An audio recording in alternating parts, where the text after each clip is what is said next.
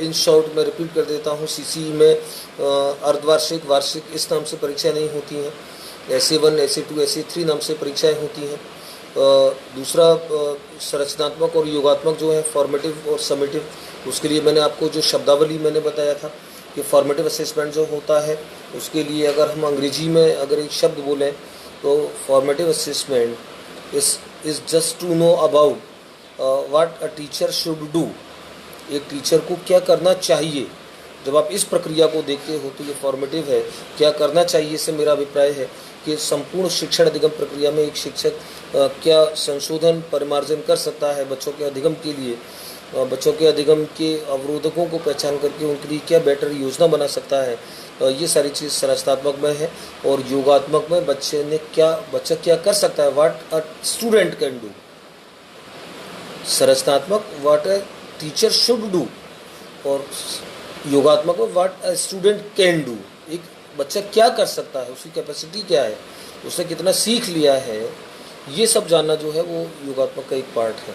और मैंने आपको बता दिया था दूसरा एक संक्षिप्त चर्चा जो इंटरप्शन की वजह से रुकी थी उसको भी मैं दोहरा दूं कि सभी लोग नमस्ते, अस्सलाम वालेकुम, वालेकुम सलाम। फैसल खान जुड़ गए हैं। अशोक कुमार काला वीडियो रुक रहा है, अभी भी रुक रहा है अशोक, अभी तो ठीक आना चाहिए मेरे ख्याल से। अभी मैंने नेट का एक दूसरा पैक डलवाया है। तो वार्षिक योजना, इकाई योजना और पाठ योजना जो मैं अभी चर्चा की थी, अभी आप बिना इंटरप्शन के सुन लीजिए। तीनों मिलने वाली होती है, अंडा है, आप बिल्कुल दृढ़ता पूर्वक ठोस तरीके से आप इसको समझ लीजिए। पूरे वर्ष के सत्र के कार्य दिवसों की उपलब्धता को ध्यान में रखते हुए जो योजना बनाई जाती है वो उसे हम वार्षिक योजना के नाम से जानते हैं, जिसमें संपूर्ण पाठ्यक्रम का विभाजन करके कार्य दिवसों के अनुसार उसे बांटा जाता है। इकाई योजना में आप समान प्रकृति के अध्यायों को क्लब करके आप पढ़ाते हो ताकि बच्चे एक समग्र दृष्टिकोण अवधारणाओं का कर सके। और पाठ योजना एक कालांश की योजना होती है जिसमें आप एक कालांश में किसी विशिष्ट उद्देश्य को प्राप्त करते हो। तो ये चर्चा का निचोड़ मैंने आपको बता दिया है, चूँकि मुझे वापस रिपीट इसलिए करना पड़ा है। चलिए, बहुत बहुत धन्यवाद। अभी ठीक है, तो मैं निदानात्मक परीक्षण और उपचारात्मक शिक्षण इस पर मैं चर्चा प्रारंभ करता हूँ। जितनी चर्चा हमारी आज होगी शेष चर्चा को हम लोग कल करेंगे। तो पहला एक प्रश्न ये है कि निदानात्मक परीक्षण क्या होता है, डायग्नोस्टिक टेस्ट क्या होते हैं। ठीक है, what is a diagnostic test. चलिए, तो हम लोग आगे ये हमको समझना पड़ेगा। निदानात्मक परीक्षण की प्रकृति को हम जानेंगे तो फिर उसके बारे में हम काफ़ी कुछ एक अनुमान, काफ़ी कुछ एक जानकारी हम प्राप्त कर सकते हैं। आप देखिए, वैयक्तिक भिन्नता का सिद्धांत क्या होता है। अरुण इंदौरिया जुड़े हैं, प्रकाश पाटीदार जुड़े हैं, देवेंद्र दुर्गेश सिसोदिया जुड़े हैं। स्वागत है आपका सभी का। मैं आप सभी का स्वागत करता हूँ। तो सामान्य तौर पर हम जब वैयक्तिक भिन्नता के सिद्धांत की बात करते हैं तो आप लोग इस बात को बहुत बेहतर तरीके से आप लोग जानते हो। ये जो टॉपिक था निदानात्मक परीक्षण उपचारात्मक शिक्षण, ये सभी रीट के सभी बच्चों के लिए बहुत ज़्यादा उपयोगी था। फर्स्ट ग्रेड के लिए, सेकंड ग्रेड सबके लिए उपयोगी था। मैंने आपको बोला भी था। तो मैं ये चाह रहा था, चूँकि इंटरप्शन की वजह से भी कुछ बच्चे अभी नहीं जुड़ पाए हैं तो मुझे बीच में छोड़ गए शायद वो अभी, और इंटरप्शन की वजह से। तो निदानात्मक परीक्षण को हम लोग समझें उससे पहले हम वैयक्तिक भिन्नता को समझ लें। तो वैयक्तिक भिन्नता का सिद्धांत ये कहता है कि कोई भी समूह हो, प्रत्येक समूह में बौद्धिक योग्यताओं के अनुसार प्राय 3 प्रकार के बालक हमेशा हर समूह में आपको पाए जाते हैं। तो 3 प्रकार के बालक होते हैं, प्रतिभाशाली बालक, औसत बालक और पिछड़े बालक।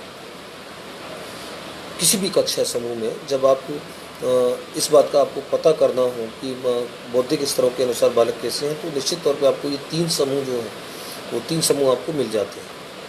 तो सवाल ये है कि ये 3 समूहों का कौन बालक प्रतिभाशाली है, कौन सा बालक औसत है, कौन सा बालक पिछड़ा है, ये आपने पता किससे लगाया है। ये पता करने के लिए आप कुछ परीक्षण करो, परीक्षाएँ लेते हो, कुछ मूल्यांकन कार्य करते हो, तो वो जो मूल्यांकन, वो जो परीक्षाएं होती हैं, वो उपलब्धि मूल्यांकन होते हैं, उपलब्धि परीक्षाएं होती हैं।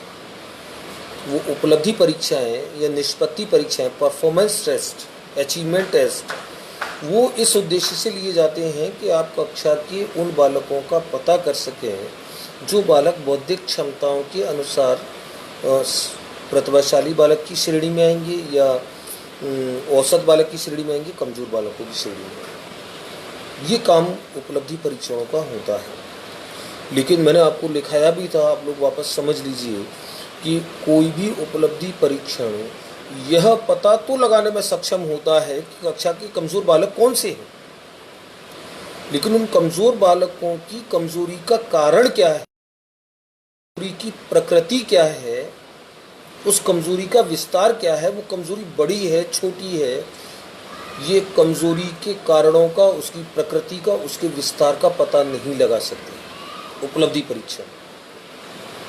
सरल भाषा में समझिए, उदाहरण के लिए एक बालक है, तो एक बालक 38, 38 और 25, तो 38 और 25 को जब जोड़ता है, 38 एंड 25, जब वो इसको जोड़ता है तो 38 और 25 का जो योगफल है वो 63 आता है। वो योगफल 63 न लिख करके 38 और 25 का योगफल 513 लिखता है। आप एक बार कॉपी पे लिखिए, 38 और 25, तो 8 और 5 13 और 3 और 2 5, 513 लिखता है। तो जब उसका ये आंसर 38 प्लस 25 का करेक्ट जो आंसर है वो 63 है, लेकिन वो बच्चा 63 ना लिख करके वो बच्चा 513 लिखता है।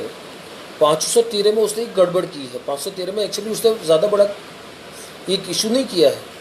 उसने जो 8 और 5 13 हैं, वो 13 उसने पूरे के पूरे लिखे हैं और 3 और 2 5 उसने लिखा है। बेसिकली इस बच्चे को जोड़ना आता है। जो 38 और 25 का योगफल 513 लिख रहा है, इस बच्चे को योग करना आता है, यद्यपि उसका आंसर गलत है, लेकिन इस बच्चे को योग करना आता है। तो दिक्कत कहाँ है? जब इस बच्चे को योग करना आता है, दिक्कत ये है कि वो 8 और 5 13 की जो एक हासिल है, जो दहाई के रूप में है, वो उसे कैरी फॉरवर्ड करके 2 और 3 5 और एक हासिल के 6 लिखने में सक्षम नहीं हो पा रहा है। वो ये कॉन्सेप्ट समझ नहीं पा रहा है। तो अब स्थिति क्या होगी? जब आप उपलब्धि परीक्षण के रूप में इस बालक को देखोगे जिसने 38 और 25 का उत्तर 63 आना चाहिए, उसने 63 नहीं लिखा, 513 लिखा है।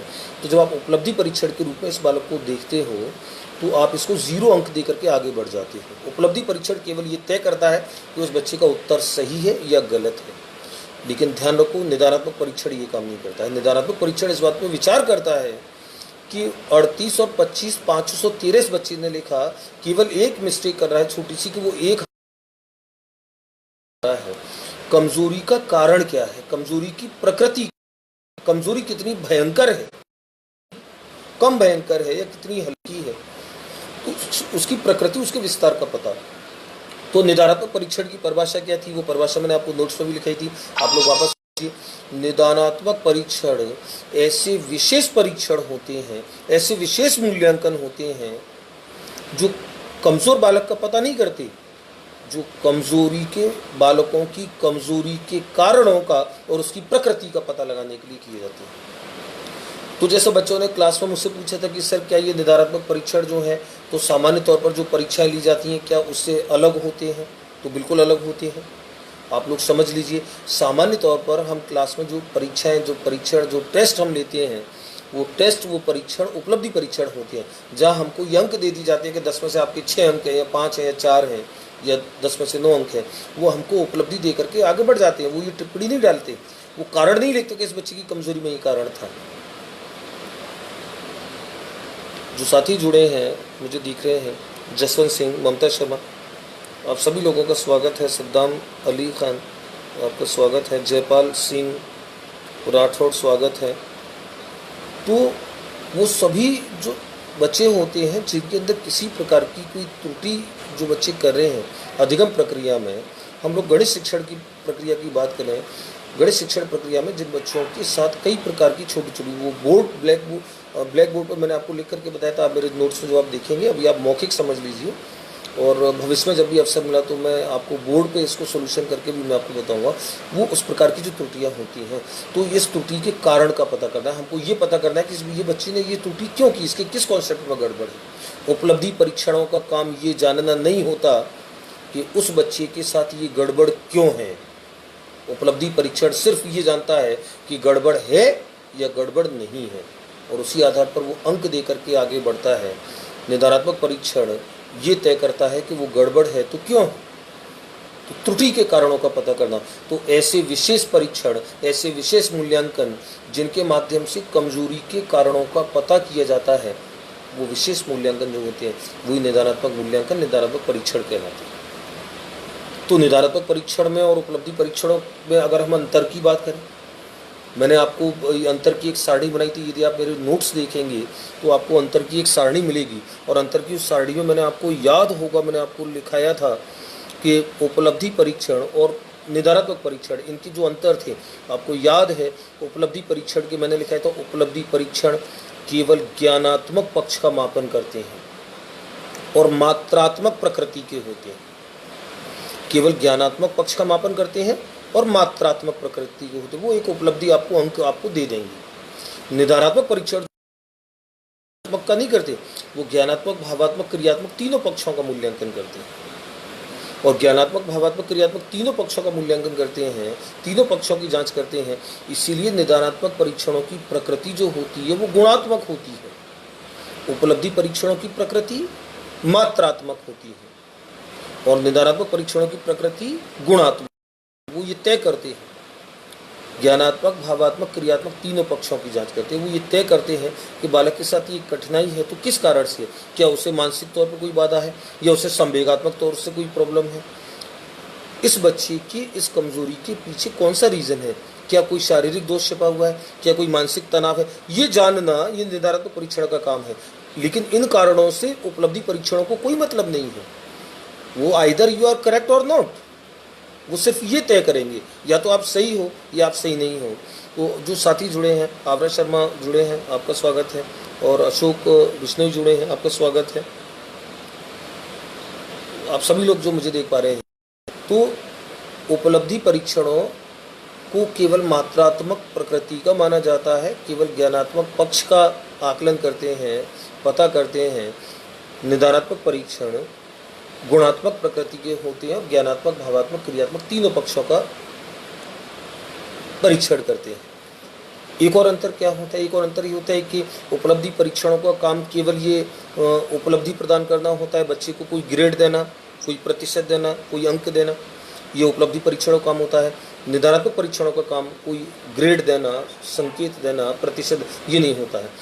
निदानात्मक परीक्षणों का उद्देश्य होता है बालक के अंदर सुधार लाना, और इसीलिए आपको याद होगा मैंने जो सारणी बनाई थी, मैंने सारणी में बताया था कि उपलब्धि परीक्षण जो होते हैं वो सीखने का आकलन होते हैं, आपने कितना सीखा है इस बात का आकलन करते हैं, और निदानात्मक परीक्षण जो होते हैं वो सीखने के लिए आकलन होते हैं, यानी कि आप उसको इसलिए कर रहे हो ताकि आप शिक्षण अधिगम प्रक्रिया में कोई अपेक्षित सुधार कर सको, आप कोई भी ऐसा इम्प्रोवाइजेशन विच इज रिक्वायर्ड, जो रिक्वायर है, जो बच्चों के अनुरूप है, बच्चों की आवश्यकता के अनुरूप है, उसके लिए आप निदानात्मक परीक्षण सीखने के लिए आकलन है, उपलब्धि परीक्षण सीखने का आकलन है।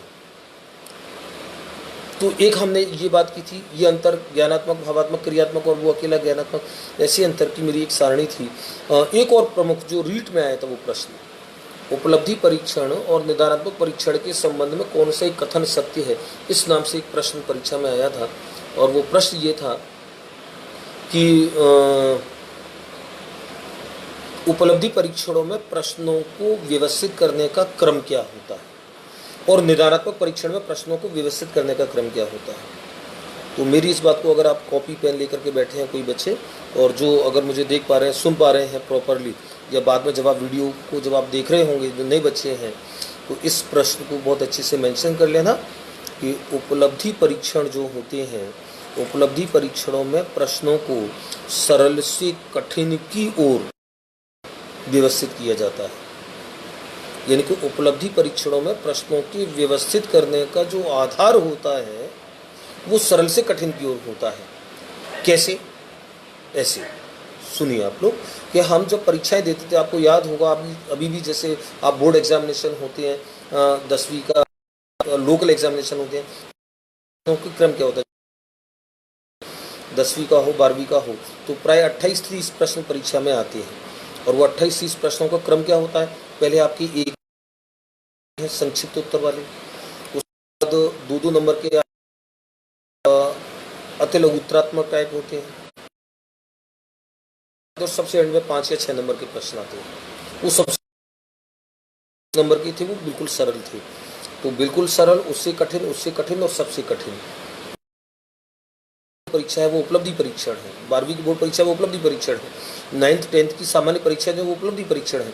उनमें जो प्रश्नों को सेट करने का जो तरीका है, उन्हें सेट किया गया है सरल से कठिन की ओर के क्रम में।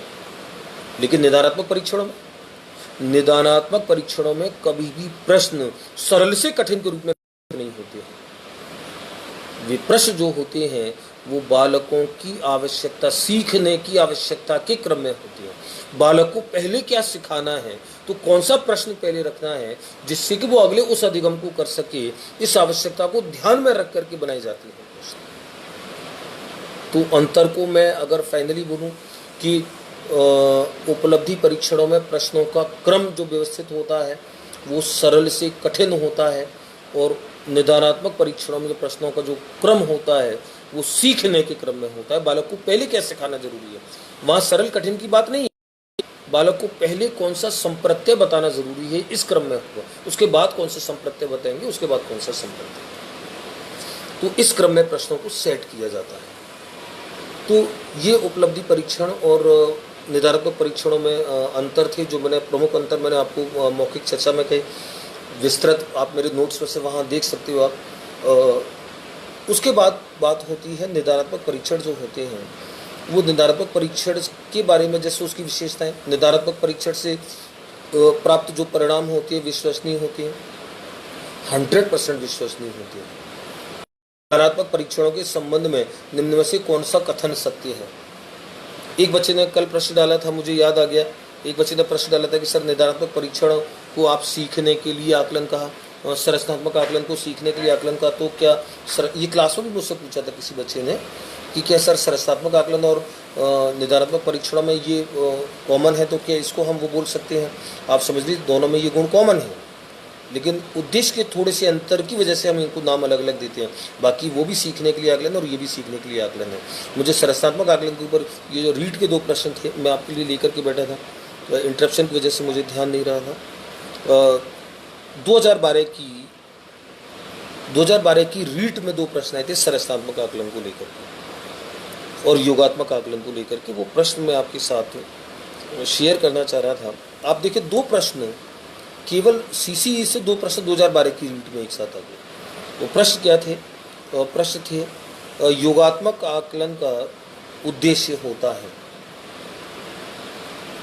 समय विशेष एवं विभिन्न कामों पर एक विद्यार्थी ने, हाँ मैं ऐसा करूँगा, ये प्रश्न क्योंकि मैं इसके विकल्प बोलूँगा, प्रश्न बड़ा है, उसके विकल्प बड़े हैं। मैं इस प्रश्न को आज आपको, जब मैं रात को प्रश्न डालता हूँ तो वहाँ पर मैं इस प्रश्न को डालता हूँ। आप एक और मैं प्रश्न डालने के ऊपर मुझे याद आ गया है, मैंने अभी जो निर्देश दिया था वो भी शायद इंटरप्शन की वजह से कुछ बच्चे नहीं सुन पाए हों। आप लोग उस निर्देश को अच्छे से समझ लीजिए, मेरे इस वीडियो को बाद में देखेंगे तो आप लोग इस पर पालन कीजिएगा। मैं कल या परसों, वैसे तो कल ही पढ़ा रहा हूँ, मधु सिंह बाटी आ गए हैं, चिराग सिंह आ गए हैं, उत्तम मीणा आ गए हैं, सभी का स्वागत है, श्याम मीणा आ गए, सभी का स्वागत है। तो मैं आज रात को कोई मैंने आप बोल दिया है, हर बार मैं ऐसा ही करूँगा। मैं आज रात को जैसे आप टॉपिक डाल दिया है, उसका लाइव सेशन कल या परसों ही के 2 दिन बाद होगा। तो आप, मैं जो पोस्ट डालूंगा कि हम अगले लाइव में इस एक टॉपिक पर हम लोग चर्चा करने वाले हैं, तो मेरा आप लोगों को एक सुझाव है कि आप मेरे उस पोस्ट की कमेंट बॉक्स में उस प्रकरण से संबंधित अपने समस्त जिज्ञासाएं उसमें आप डाल दीजिए। जैसे फॉर एग्जाम्पल अभी हमारा निदानात्मक परीक्षण और उपचारात्मक शिक्षण चल रहा है, तो अभी कल भी हमारा ये कंटिन्यू रहेगा। तो आज रात को मैं ये वापस अगेन एक पोस्ट डालूंगा। अगेन उस पोस्ट में आप निदानात्मक परीक्षण और उपचारात्मक शिक्षण से रिलेटेड जितने भी आपकी जिज्ञासाएं हैं, जितने भी आपके प्रश्न हैं आप उन सब को लिख करके कमेंट बॉक्स में डाल दीजिए। मैं जब भी कल या परसों जब भी लाइव सेशन अपना लूँगा, निश्चित तौर पर आपके उन सभी आप तो लिख दीजिए आपकी जो भी जिज्ञासा है, और आपने जहाँ जहाँ से जो गलत पढ़ लिया वो भी आप लिख दीजिए। जैसे कि गलत आपने वार्षिक योजना, पाठ्य योजना, इकाई योजना पढ़ ली है। मुझे बड़ा दुख होता है जब आपको कहीं बिना पुष्टि के कहीं तथ्य लिखा दिए जाते हैं। मधु सिंह बाटी, दीपिका, DP के अग्रवाल, यशवी कपूर पुनः जोड़ गए हैं, सभी का स्वागत है। तो आप लोग इस बात को समझ लीजिए कि अगर आपको सीखना है तो कैसे अच्छे तरीके से सीखें, इस बात का निर्धारण आप करोगे। बाकी तो मेरा सेशन चलता रहेगा, और मैंने बोल दिया है कि मैं ऐसे बच्चों के लिए, गधेड़े बच्चों के लिए बिल्कुल नहीं हूँ। वो गधेड़े बैठते हैं, सभी का स्वागत है, सभी मेरे स्टूडेंट हैं, सभी मेरे बच्चे हैं, लेकिन मैं उन बच्चों के लिए हूँ जो बच्चे अपना समय निकाल करके, वो बच्चा जो पाकिस्तान बॉर्डर पर टीले पर बैठा हुआ है वो मेरे लाइव सेशन का इंतजार कर रहा है। वो बच्चा जो आर्थिक रूप से परेशान है वो मेरे लाइव सेशन का इंतजार कर रहा है। भले 2 बच्चे होंगे उनके लिए मैं पढ़ाऊँगा, लेकिन उनको पढ़ना। तो आपसे मेरी एक को आपके फ़ायदे के लिए बोली है कि मैं जैसे आज रात को डालूंगा, आप मेरे पोस्ट के कमेंट बॉक्स में जितनी भी जिज्ञासाएं उन्हें लिख डालिए, अगर आपको उस टॉपिक को पूरा कंप्लीटली आपको समझना है। क्योंकि ये भी सफलता की एक बहुत बड़ी शर्त, बहुत बड़ी एक आवश्यकता होती है कि जो सिलेबस में है, आपके जो पाठ्यक्रम में कंटेंट है, उस कंटेंट पर आपकी पकड़ कितनी मजबूत है, ये आपके सिलेक्शन का आधार होती है। मैंने क्लास में, आपको याद होगा, मैंने मोटिवेशनल एक बच्ची का उदाहरण दिया था, छत्तीसगढ़ की बच्ची का। आज से 5-6 साल पहले उस बच्ची ने छत्तीसगढ़ का बोर्ड टॉप किया, 12th का बोर्ड टॉप किया, और पत्रकार जब उसको ढूंढते हुए उसके गांव गए थे, पता लगा कि वो किसी एक गांव की रहने वाली है। जब उसके गांव गए तो देखा वो लड़की मजदूरी पर एक मकान में ईंट और रेत ढोने का काम कर रही थी। तो पत्रकारों को बड़ा आश्चर्य हुआ उस बच्ची को देख करके कि उसने छत्तीसगढ़ स्टेट की 12th की परीक्षा टॉप की। और उस बच्ची से जब उन्होंने ये पूछा था कि आप एक छोटे से गांव में छोटे से परिवार के, साधारण एक परिवार के बच्चे हो, आपके पास कोई ऐसे संसाधन नहीं थे कि आपने सोचा था कि आप राज्य की मेरिट में टॉप आओगे, जबकि पूरे राज्य में इतने सारे स्टूडेंट हैं, लाखों स्टूडेंट हैं, बड़े स्कूलों में पढ़ते हैं, बड़े पैसे वाले घरों के बच्चे हैं, वो बड़ी बड़ी कोचिंगों में जा रहे हैं, बड़े बड़े स्कूलों में जा रहे हैं, उनके पास संसाधन बहुत ज़्यादा है, एडिशनल ट्यूशन वो करते हैं। तो उन बच्चों के सामने आप कहाँ से मेरिट टॉप कर पाओगे? आपने कभी ये सोचा था? आपने प्लानिंग क्या की? तो उस बच्ची ने, बड़ा साधारण सी बच्ची ने असाधारण उत्तर दिया था। उस बच्ची ने ये कहा था कि मैं अगर ये सब सोचती तो शायद मैं कभी मेरिट टॉप नहीं करती। मैंने सिर्फ ये सोचा था कि मेरा जो पाठ्यक्रम है, मेरा जो सिलेबस है, उसके प्रत्येक खंड, प्रत्येक बिंदु पर मेरी समझ इतनी अच्छे से विकसित हो कि यदि वो उसमें से प्रश्न कभी भी और कैसे भी आता है मैं उसको हल कर सकूं। मैं इस एक उद्देश्य के साथ अपने सिलेबस को कवर करती थी। तो ये जो धारणा है, ये जो भाव है, ये जो मानसिकता है, इस मानसिकता से आप चलिए। अपने टॉपिक के प्रत्येक खंड पर आप अपनी समझ इतनी बड़ी और विकसित बनाइए कि फिर उसमें से प्रश्न कहीं से और कैसे भी आए, आप उस प्रश्न को बहुत अच्छे से कर सको। साथियों, मैं चूँकि मुझे भी अभी मैंने कहा था कि आधा घंटे का सेशन ही अभी लेंगे हम लोग, तो अभी 6 बजने वाले हैं। मैं आज के सेशन को, चूँकि हमने अभी निधानात्मक परीक्षण, उपचारात्मक शिक्षण में बहुत ज़्यादा अभी चर्चा नहीं की, मैंने अभी आपको परिचय दिया है। मेरे आज के इस सेशन को, लास्ट वाली वीडियो को खासतौर से आप लोग देखिए, क्योंकि ये निर्बाध चला है, तो बिना बाधा की चला है। इसको आप प्रॉपरली देख भी पाएंगे, सुन भी पाएंगे। तो मैंने अभी जो परिभाषा के तौर पे बात की, दोनों उपलब्धि परीक्षण और निधानात्मक परीक्षण की, और मैंने आपको वार्षिक योजना, इकाई योजना, पाठ्य योजना के बारे में कहा, CCE के बारे में मैंने आपको संरचनात्मक योगात्मक आकलन के बारे में कहा। वो सारे बिंदु जो हैं, उन सारे बिंदुओं को आप वापस सुनिए, उनको वापस समझिए। और मैं कल अगेन, मैं आज रात को मेरी एक पोस्ट आएगी, उस पोस्ट में टॉपिक लिखा होगा और टाइम लिखा होगा नेक्स्ट लाइव का। तो मेरा आपसे निवेदन है, उसके कमेंट बॉक्स को भर डालिए आप जितने आपके सवाल हैं। निधानात्मक परीक्षण टॉपिक